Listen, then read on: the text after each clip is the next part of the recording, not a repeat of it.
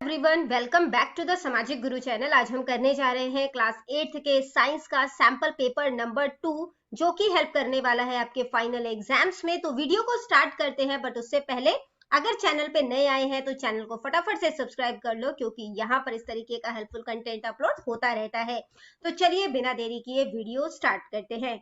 बच्चों, हमने जो पंजाब बोर्ड ने मॉडल टेस्ट पेपर रिलीज किया है 24-25 सेशन के लिए, वो हमारे चैनल पे ऑलरेडी अपलोडेड है। इसके अलावा हमने जो प्रीवियस ईयर का एग्जाम आया था, बोर्ड एग्जाम आया था, उसको भी सॉल्व किया है। ठीक है, उसे भी जरूर देखना, क्योंकि एग्जाम्स के पॉइंट ऑफ व्यू से इंपॉर्टेंट है। ठीक है, तो चलिए स्टार्ट करते हैं। सबसे पहले मल्टीपल चॉइस क्वेश्चन को देख लेते हैं। The type of irrigation best suited for the place where there is scarcity of water. तो जहां पर पानी की कमी होती है उस जगह पर सिंचाई के लिए कौन सा तरीका जो है वो सुटेबल होगा? तो आंसर है ड्रिप इरिगेशन।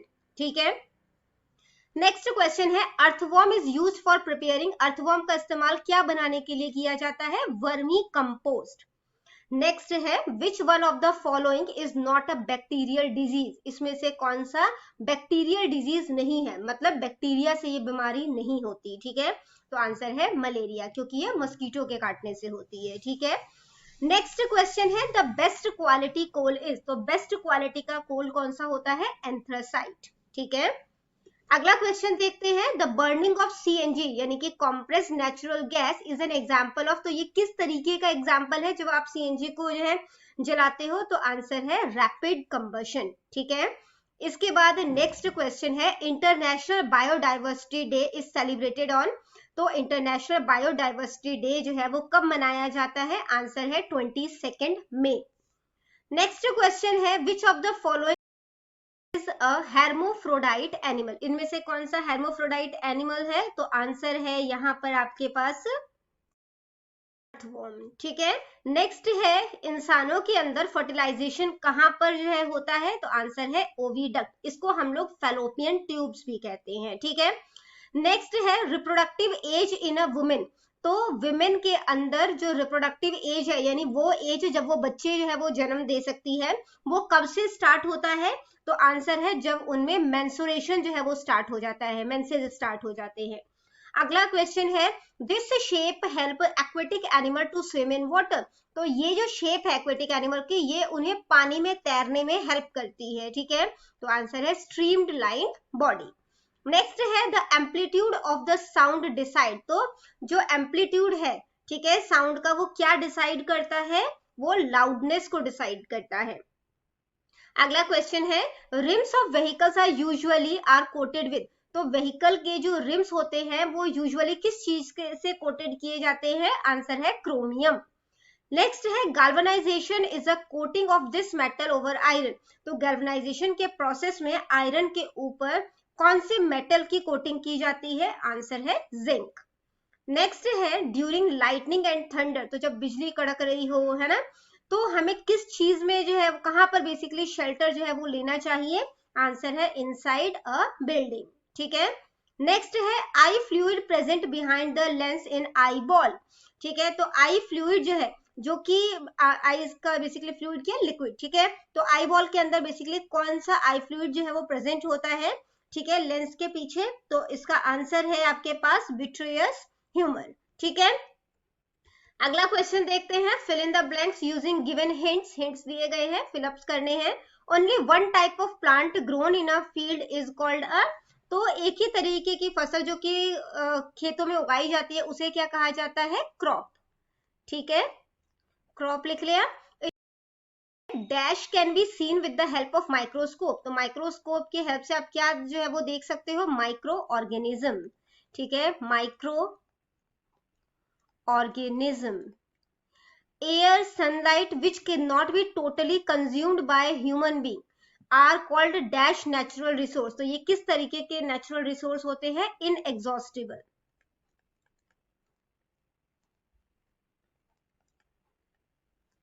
ठीक है, नेक्स्ट है, dash part of a flame is the hottest. तो फ्लेम का कौन सा पार्ट जो है वो सबसे ज्यादा गर्म होता है? Outer most.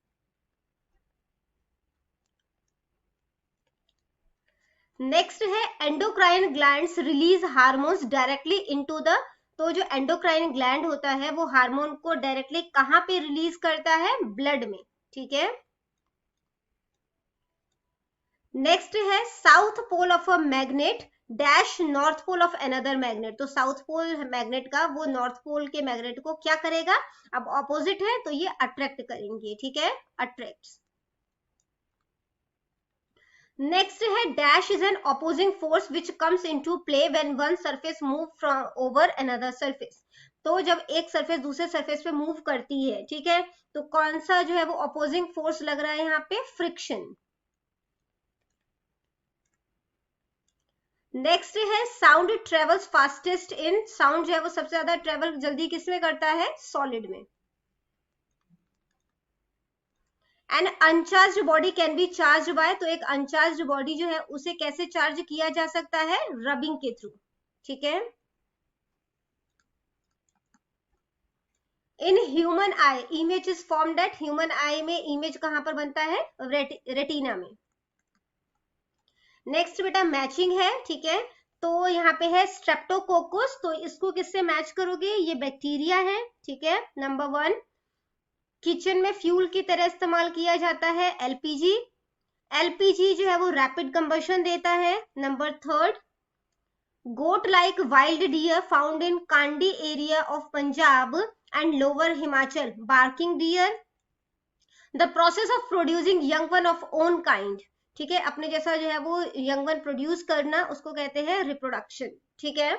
ये हो गया नंबर 5। इसके बाद बेटा ट्रू फॉल्स स्टार्ट हो जाता है। 5 जो है ट्रू फॉल्स पूछे गए हैं। The change from larva to an adult frog, तो लार्वा से एडल्ट फ्रॉग में चेंज जब होते हैं उसे मेटामॉर्फोसिस कहा जाता है, ये बिल्कुल सही है, ठीक है। नेक्स्ट है liquid pressure is least at the bottom of the container, तो जो कंटेनर के बॉटम में लिक्विड का प्रेशर सबसे कम होगा, तो ये गलत है, वहां पे सबसे ज्यादा प्रेशर होगा, ठीक है। Use of rollers in trolley bag, trolley bag में रोलर्स का इस्तेमाल जो है वो किया। Bags make it difficult to pull the trolley, अगर उसमें रोलर्स का इस्तेमाल किया जाता है तो इससे ट्रॉली खींचने में दिक्कत आती है, ठीक है, तो ये भी गलत है, बल्कि वो इजीली खींचा जाता है, ठीक है। फिर है sounds having frequency more then 80 decibel is harmful, 80 decibel से अगर ज्यादा जो है वो साउंड की फ्रीक्वेंसी है तो वो हमारे लिए हार्मफुल है, बिल्कुल सही है। नेक्स्ट है cyclone, hurricanes and typhoons are all tropical storms, तो जो साइक्लोन है, ह्यूरिकॉन्स है, टाइफून्स है, ये सब भी एक तरीके के ट्रॉपिकल स्टॉर्म्स हैं, ये भी सही है, ठीक है। इसके बाद बेटा 2 मार्क्स वाले क्वेश्चन स्टार्ट है, तो यहाँ पर जो है हमें कोई 12 करने हैं, ठीक है। तो सबसे पहला क्वेश्चन जो है वो हमसे क्या पूछा गया है यहाँ पर कि name any 2 ancient method of irrigation, irrigation यानी कि सिंचाई के कोई 2 साधन जो हैं, ठीक है, कोई 2 तरीके हमने बताने हैं। तो सबसे पहला है पर्शियन व्हील और दूसरा है ढेकली, ठीक है। नेक्स्ट है फूड पॉइजनिंग क्या होता है, तो फूड पॉइजनिंग क्या होता है बेटा? Some harmful micro organism produce toxins in food, तो कुछ माइक्रो ऑर्गेनिज्म है जो कि जहरीले, जो मतलब कि टॉक्सिन्स है बेसिकली, है ना, जो जहरीले पदार्थ हैं वो फूड में रिलीज करते हैं, उसे फूड पॉइजनिंग कहते हैं। जैसे कि Clostridium, Aspergillus etcetera micro organism that causes food poisoning, तो ये जो कुछ माइक्रो ऑर्गेनिज्म के आपको नाम बताए गए हैं जो कि फूड पॉइजनिंग क्रिएट करते हैं, ठीक है। अगला क्वेश्चन देखते हैं, which variety of coal is found in most of the coal mines in India, India के कोल माइंस में किस तरीके की वैरायटी जो है वो सबसे ज्यादा पाई जाती है? Bituminous type of coal is found mostly commonly found in India, सबसे ज्यादा टाइप की बिटुमिनस टाइप की कोल जो है वो फाइंड आउट होती है। कोल इंडिया में झारखंड, वेस्ट बंगाल, उड़ीसा, मध्य प्रदेश में पाया जाता है, ठीक है। अगला क्वेश्चन है कि इग्निशन टेम्परेचर क्या होता है, तो इग्निशन टेम्परेचर क्या होता है? वो टेम्परेचर लिख लेते हैं, the minimum temperature, the minimum temperature, ठीक है, at which a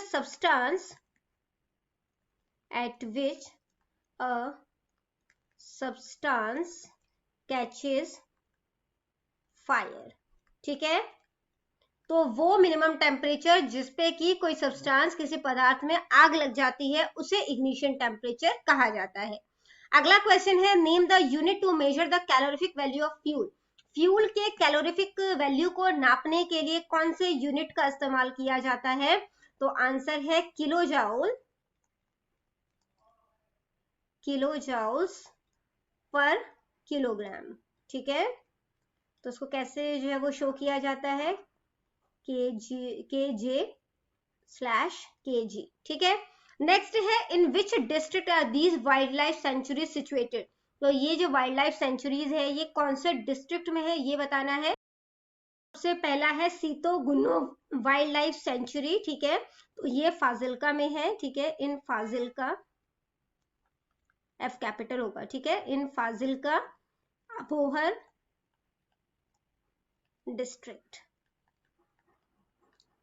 नेक्स्ट है कठलोर वाइल्ड लाइफ सेंचुरी, ठीक है। तो ये कहां पर है, पठानकोट डिस्ट्रिक्ट में, इन पठानकोट डिस्ट्रिक्ट।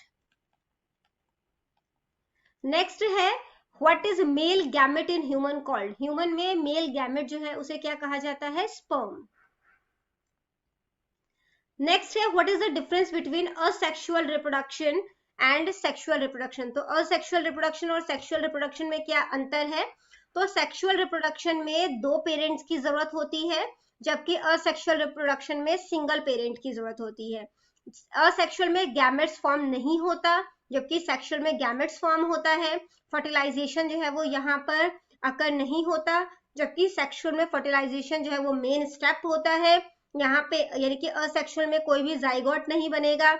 यहाँ पे जब मेल और फीमेल गैमेट्स जो है वो फ्यूज होंगे तो जाइगोट बनेगा, ठीक है। यहाँ पे जो इंडिविजुअल होते हैं वो एज इट इज अपने जो है जो भी उनके पेरेंट है उनके जैसे दिखते हैं, जबकि सेक्सुअल रिप्रोडक्शन में वैरायटी देखने को मिलती है। कुछ वेरिएशन उन्हें अपने मम्मा से मिलते हैं, कुछ उन्हें अपने पापा से मिलते हैं, ठीक है।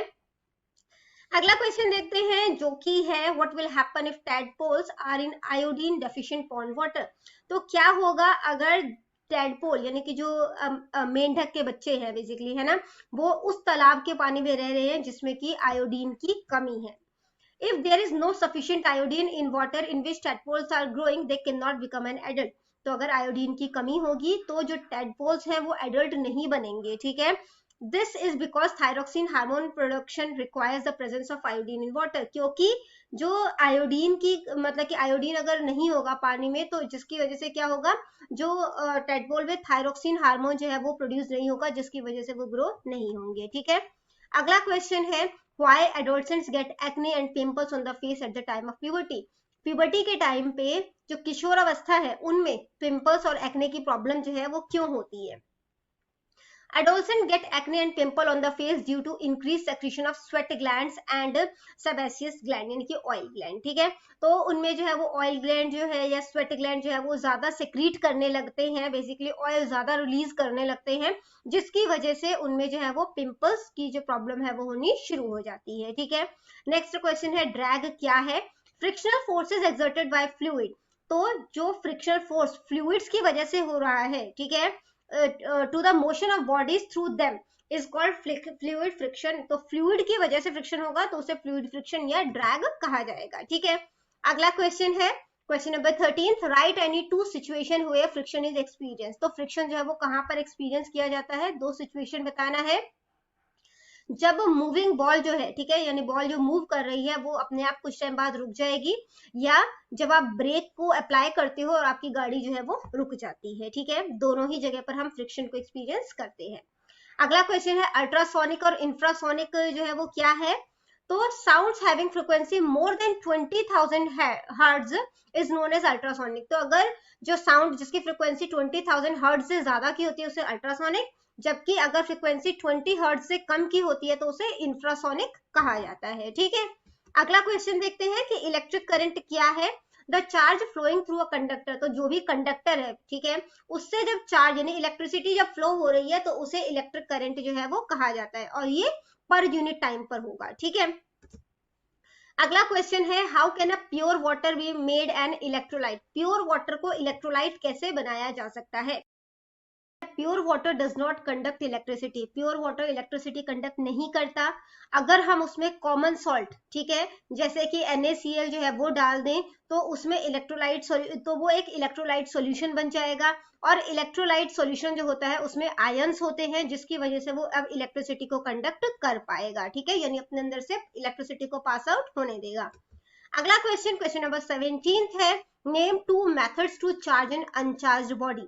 तो जो अनचार्ज क्वेश्चन है, 2 मेथड बताना है आपने, ठीक है, जिससे कि अनचार्ज बॉडी को चार्ज किया जा सके।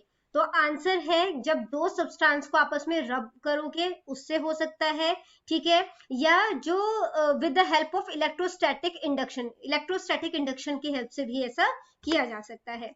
अगला क्वेश्चन है, जो विजुअली चैलेंज्ड पर्सन है, ठीक है, मतलब जो प्रॉपर्ली देख नहीं सकते, उन्हें लिखने और पढ़ने के लिए जो है वो कैसे जो है वो लिखते और पढ़ते हैं, ये आपने बताना है, ठीक है। तो वो ब्रेल सिस्टम की हेल्प से जो है वो मतलब कि लिखते और पढ़ते हैं, ठीक है। अगला क्वेश्चन 3 मार्क्स क्वेश्चन है, किसी 7 क्वेश्चन के आंसर करने हैं आपने। What is meant by dairy farming, dairy farming क्या होता है, और मेथड बताने हैं डेयरी फार्मिंग के। तो जब एनिमल्स को दूध के लिए पाला जाता है उसे डेयरी फार्मिंग कहते हैं। काउ एंड बफेलोस को इसके लिए पाला जाता है। मेथड्स क्या है डेयरी फार्मिंग के, breeding double breeds of dairy cattle with long lactation period, ठीक है। तो मतलब कि डबल ब्रीड जो है उनके साथ ब्रीड किया जाता है, बेसिकली जो है उनके बच्चे जो है वो बनाए जाते हैं, ताकि लैक्टेशन यानी कि दूध देने का जो इनका टाइम पीरियड है वो काफी लंबा चले, ठीक है, मतलब काफी टाइम तक ये जो एनिमल्स हैं वो दूध दे सके। Providing adequate nutritious fodder to cattle, तो मतलब कि जो चारा है वो न्यूट्रिशियस दिया जाएगा इन जानवरों को। Arranging a clean ventilated shed for the animals, साफ सफाई जो है वो ध्यान रखा जाएगा इनके शेड के आसपास या शेड के अंदर। कैटल्स को बीमारियों से या पैरासाइट से बचाया जाएगा। इसके अलावा preparation of milk as well as milk based product, तो दूध का प्रिपरेशन और दूध से बनने वाले जो पदार्थ है उनका प्रिपरेशन जो है वो यहाँ पर किया जाता है, ठीक है। अगला क्वेश्चन है कि क्रॉप इंप्रूवमेंट से आप क्या समझते हैं। Explain various practices of crop improvement, अलग अलग प्रैक्टिसेस बताने हैं क्रॉप इंप्रूवमेंट के लिए। तो crop improvement refers to the way of developing and breeding of crop varieties which are better than the pre-existing crop varieties in number of characteristics for a better yield. तो इसका मतलब क्या है, देखो फसल क्रॉप मतलब फसल, इंप्रूवमेंट मतलब उसमें सुधार हो रहा है, ठीक है। तो इसमें जो है वो अच्छी उपज के लिए जो पहले से तौर तरीके चले आ रहे थे, ठीक है, या पहले से जो मतलब की वैरायटीज चली आ रही थी उससे बेटर ब्रीड जो है वो सामने लाया जाता है, ठीक है। For needs of growing population, अब पॉपुलेशन कितनी स्पीड से बढ़ रहा है, ठीक है, तो उनके लिए जो है हमें जो है वो फूड चाहिए ज्यादा से ज्यादा। During 7th decade of 20th century there was a revolution in agriculture practices, तो 20th century के, ठीक है, 7th decade of 20th century में जो है एग्रीकल्चर प्रैक्टिसेस का रिवॉल्यूशन आया था, जिसको कि हम लोग हरित क्रांति यानी कि ग्रीन रिवॉल्यूशन के नाम से जानते हैं, ठीक है।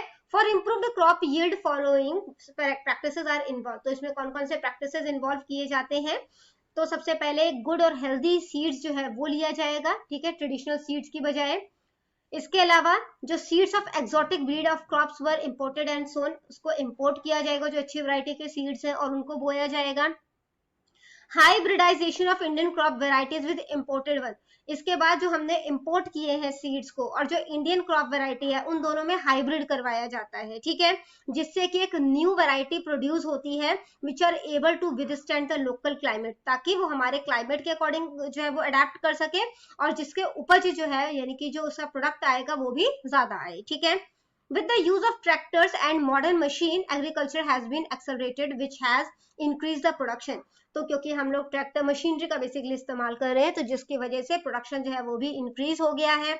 इसके अलावा फर्टिलाइजर, इंसेक्टिसाइड, वीडिसाइड का इस्तेमाल कर रहे हैं, ठीक है, ताकि फसल जो है वो ग्रो की जा सके। अगला क्वेश्चन है बेटा कि right various constituents obtain from fractional distillation of petroleum, तो पेट्रोलियम का जब फ्रैक्शनल डिस्टिलेशन किया जाता है तो कौन कौन से प्रोडक्ट इससे बनते हैं और उनके यूजेस जो है वो भी आपने बताने हैं, ठीक है।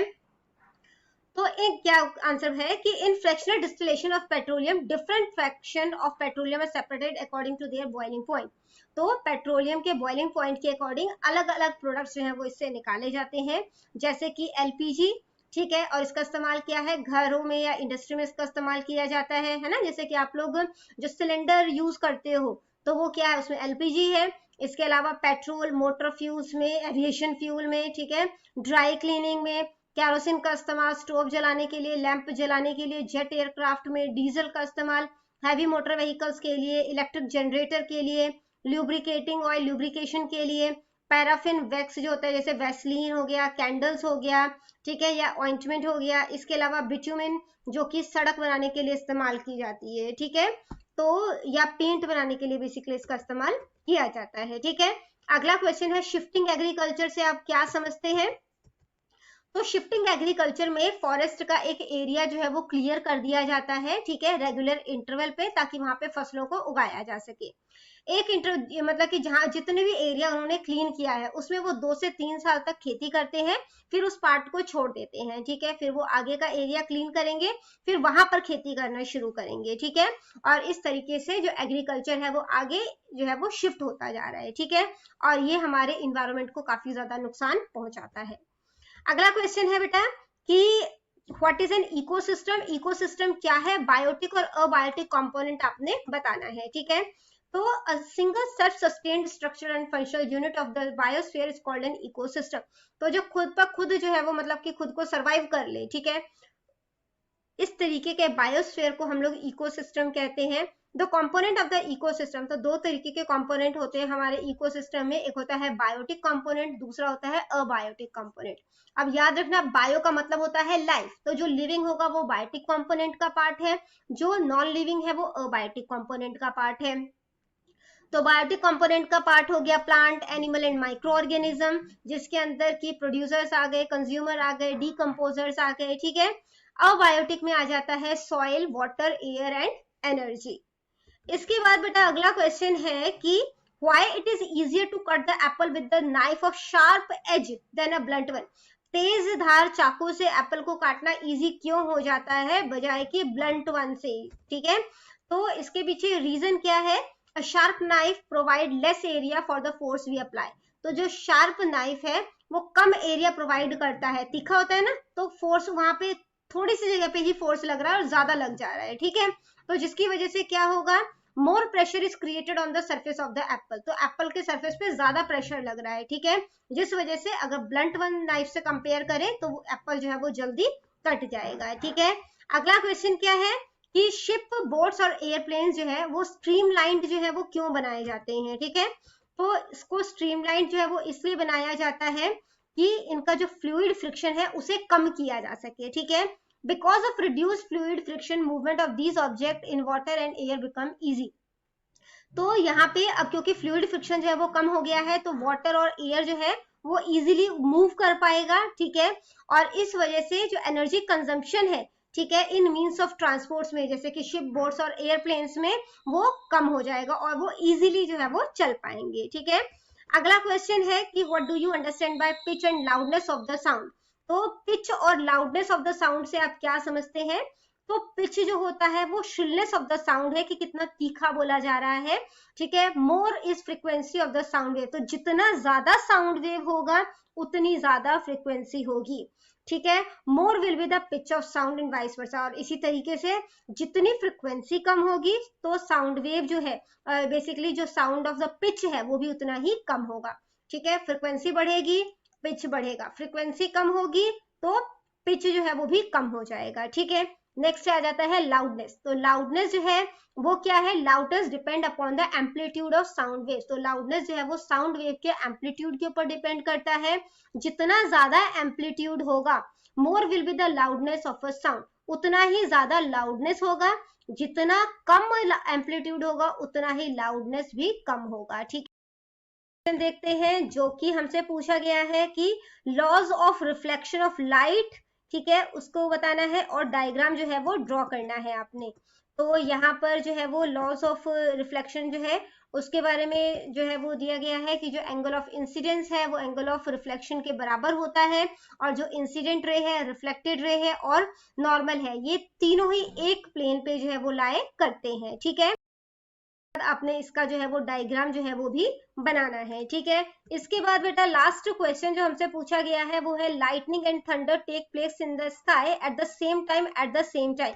तो लाइटनिंग, बिजली का कड़कना और चमकना दोनों एक ही टाइम पर होता है, ठीक है, लेकिन लाइटनिंग जो है वो हमें जल्दी दिखाई दे देता है, ठीक है, and thunder is seen later, और थंडर जो है वो हमें बाद में। इसका रीजन क्या है, ठीक है। तो light from lightning travels faster than thunder sound. तो लाइटनिंग जो है वो जल्दी ट्रेवल कर रही है साउंड के कंपैरिजन में, सो लाइटनिंग रीचेज अस फर्स्ट, तो इसी वजह से लाइटनिंग जो है वो पहले आती है, थंडर साउंड रीचेज अस लेटर, और जो बिजली जो मतलब कि आवाज आती है थंडर की वो बाद में आती है। This is why we see the lightning first, और इसी वजह से हमें लाइटनिंग पहले दिखाई देती है और उसकी आवाज बाद में सुनाई देती है। तो बच्चों ये वीडियो हो जाती है हमारी यहीं पे खत्म। जितने भी आपके सैंपल पेपर्स हमने अपलोड किए हैं, इसके अलावा जो मॉडल टेस्ट पेपर है उसका लिंक मैं आपको डिस्क्रिप्शन बॉक्स में दे दूंगी। इस वीडियो को करते हैं यहीं पे खत्म। All the best for your exams. Bye bye.